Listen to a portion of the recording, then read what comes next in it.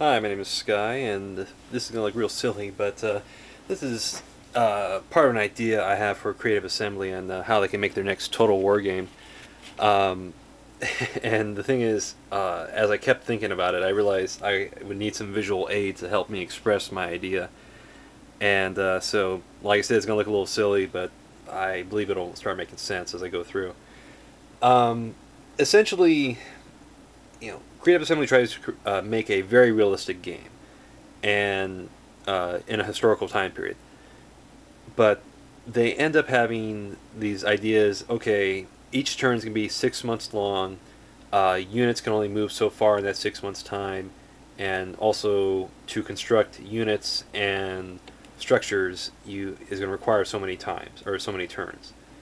Um, and to me, I think that's just kind of like it. Just seems real uh, kind of backwards, or not so much backwards, but it's very difficult to play that way in my opinion. It's not too realistic, and this and that. But I'm kind of curious, how could you change it and make it different in some ways? And one of my ideas is that we'll make each turn day by day, and so that way you can basically hit a fast forward button.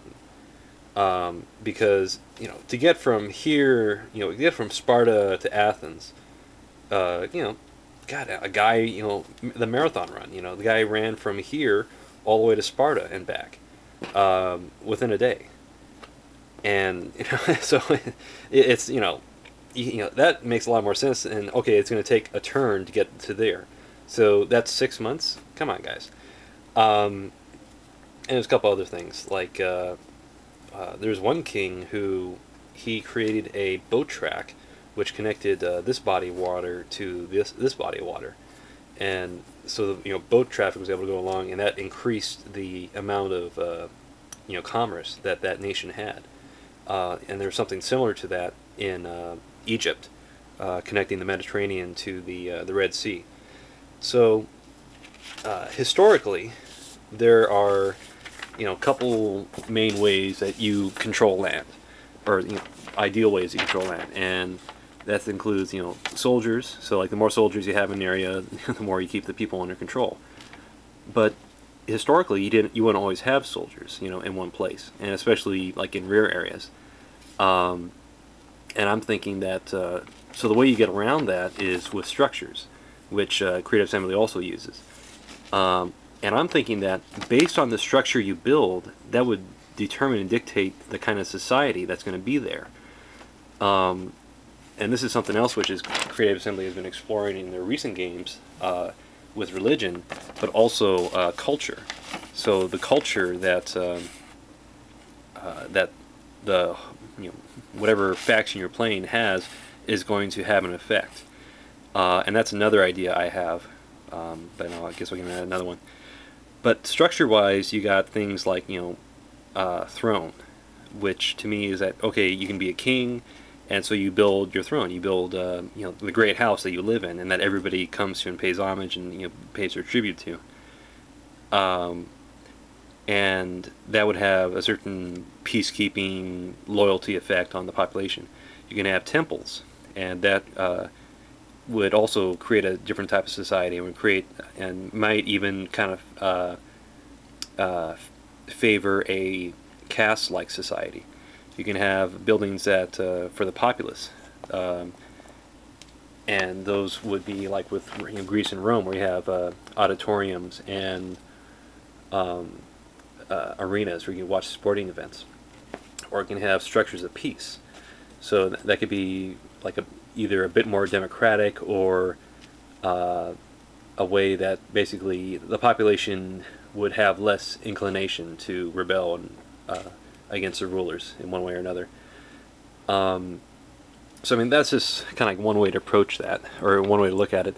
And I think that one of the things Creative Assembly could do is, based off of these, that dictates the kind of culture, the kind of society you create, either within that area or in the larger spectrum. Because, like the Spartans and the Athenians, they, whatever their history is, when they finally started, really battling it out with each other, they were two different people, even though they spoke the same language. The Spartans were more religious, and the Athenians were more commercial and more democratic. And so you can imagine that, okay, uh, the Spartans, they had their throne, they had their temple. Meanwhile, the Athenians, they had their popular buildings and their peace buildings. And so because of that, that's what created the different ideologies that developed between the two of them. So there's kind of an element of SimCity in there as well. So one of the other ideas, or like one of the things that I kind of was hoping for, especially with Rome Total War, was all sorts of variety of things you could do.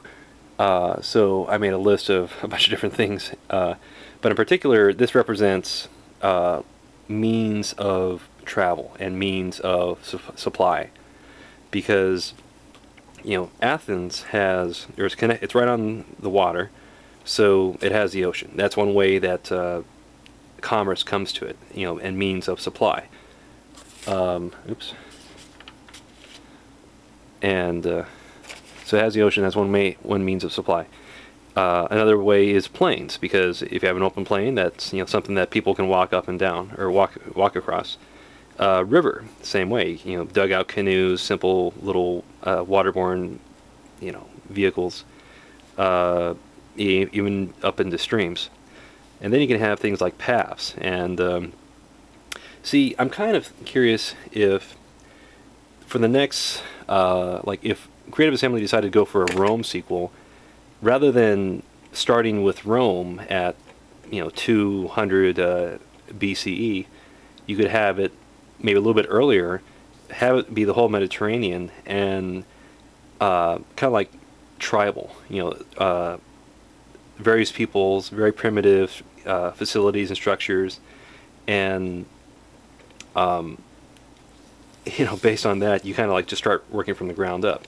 So then you can have things like paths, which could be either animal paths or people paths, dirt roads, graded roads, paved roads, and then you finally get up to things like boat tracks, or you can dig canals.